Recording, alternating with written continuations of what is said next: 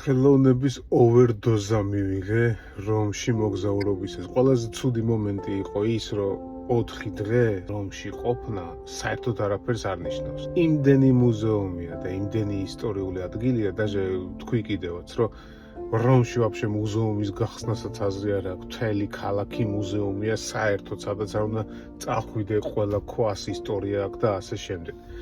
მაგრამ დიზაინერობაზე რომ დებენ ხალხი თავს და გარბიან და ფოტოშოპს სწავლობენ და ილუსტრატორს, პირველ რიგში წადით და მუზეუმები ათვალიერეთ. რომში წადი პროსტა, ქანდაკებები ნახე, ფერწერა ნახე, ცნობილი მხატვრების შედევრები ნახე, სადაც აი ესე ერთ-ერთზე მიდიხარ და ესაუბრები და ის გესაუბრება პირველ რიგში და რეალურ ემოციას იღებ მხოლოდ და მხოლოდ იქ ადგილზე და არა ინტერნეტიდან და სურათით გადმოცემულით.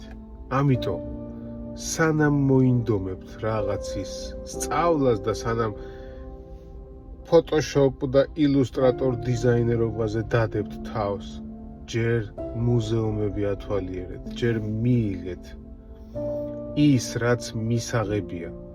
დანარჩენი ყველაფერი შენთვის არის მხოლოდ და მხოლოდ ინსტრუმენტი, მაგრამ ის, რასაც ვიზუალურად მიიღებ და რეალურად შენსა და ხელოვნება ზოგადად რა არის?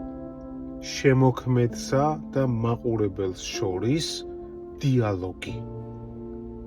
всё და ეს დიალოგი შენი ყოფნობისას უნდა გააცოცხლო. როდესაც იქ მიდიხარ ადგილზე, აი მაგ დროს ცოცხლდება ეს დიალოგი და არა მაშინ, როცა დაგუგლავ და ლეონარდოს რაღაცა სურათს უყურებ ეკრანზე. მე რომში ისევ დავბრუნდები. იმდენად დიდი ვიზუალური სიამოვნება და დაკმაყოფილება მივიღე ხელოვნებაში, რომ ენით აუწერელია.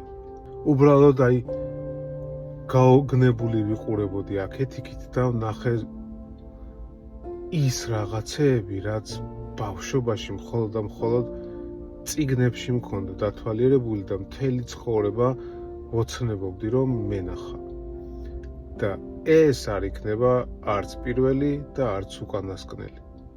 ეპიზოდი ნომერი 30.